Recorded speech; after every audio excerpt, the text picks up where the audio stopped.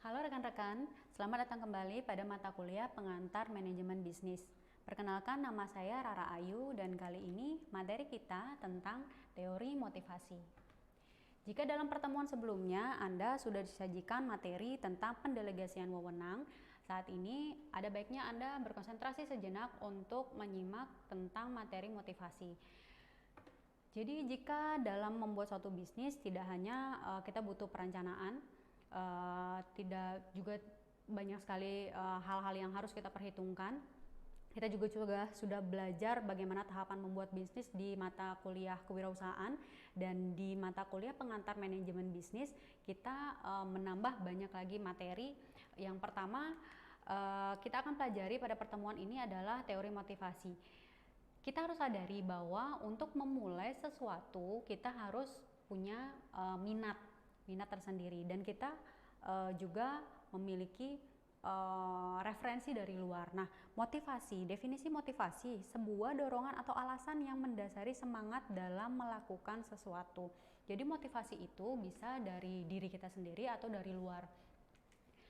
Jadi motivasi bisa kita katakan seperti ini: work hard, dream big. Kita memang sudah bekerja dengan sangat keras, tetapi kita juga harus punya impian. Impian itu adalah sebuah target bagi kita. Mau seperti apa bisnisnya, mau sebesar apa bisnisnya, mau jalannya kemana, konsentrasinya kemana, itulah. Tetapi harus disadari kita harus menyemangati diri kita sendiri. Oke, jenis-jenis motivasi internal dan eksternal seperti yang sudah saya katakan barusan. Internal dari faktor diri kita sendiri, kita niat nggak sih bangun pagi, kita niat nggak sih baca buku, ya, kita niat nggak sih untuk kuliah. Lalu faktor eksternal apalagi? Dorongan dari orang-orang sekitar, dorongan dari orang-orang terdekat, dorongan dari teman-teman, atau apalagi faktor eksternal yang lain. Nah, faktor motivasi, ada faktor pemuas dan juga faktor pemelihara. Faktor pemuas itu insentif, kita dapat apa sih untuk melakukan ini, seperti itu motivasi. Saat kita kerja kita dapat gaji, itu adalah suatu motivasi. Saat kita bangun pagi kita dipuji oleh ibu kita sendiri, itu motivasi. Dan juga ada faktor pemelihara, apa sih yang membuat kita melakukan sesuatu itu untuk terus menerus. Oke, ini adalah selanjutnya adalah proses motivasi. Untuk motivasi itu terjadi, pertama kita harus tahu kebutuhan kita apa. Kebutuhan kita apa sih sekarang? Kita butuh uang, kita butuh ilmu, kita butuh pengalaman, itu yang kita harus tahu. Yang kedua adalah dorongan.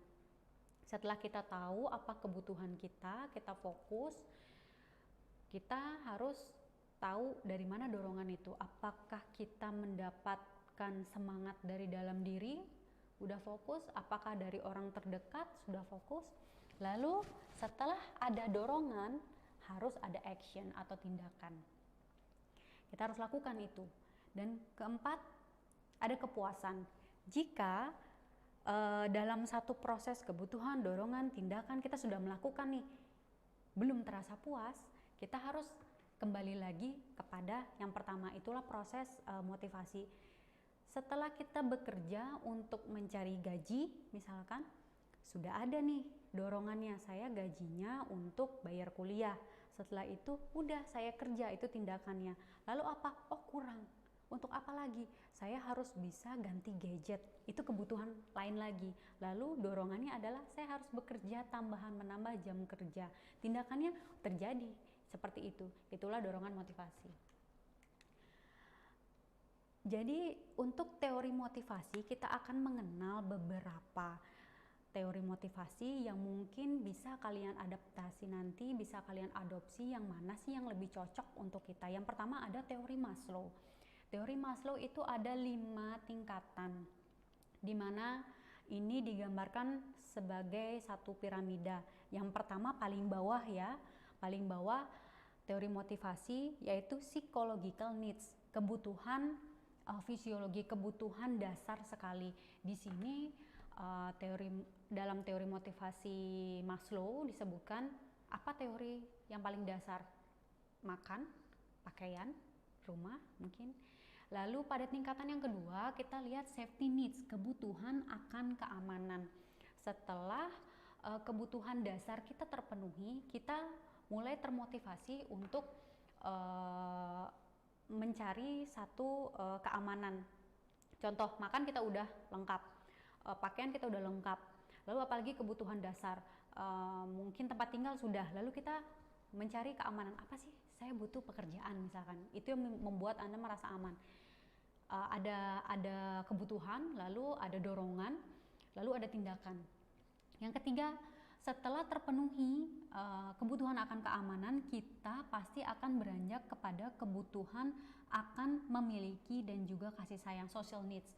Di sini kita mulai, oh saya udah lengkap nih, saya udah makan, sudah berpakaian, lalu saya sudah aman rasanya, saya butuh sosialisasi nih sama orang lain.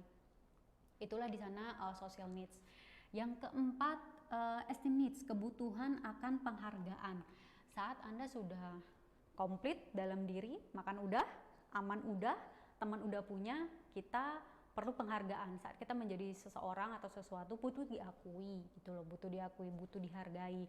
Wah kamu hebat, wah kamu pintar, wah kamu berprestasi, seperti itu.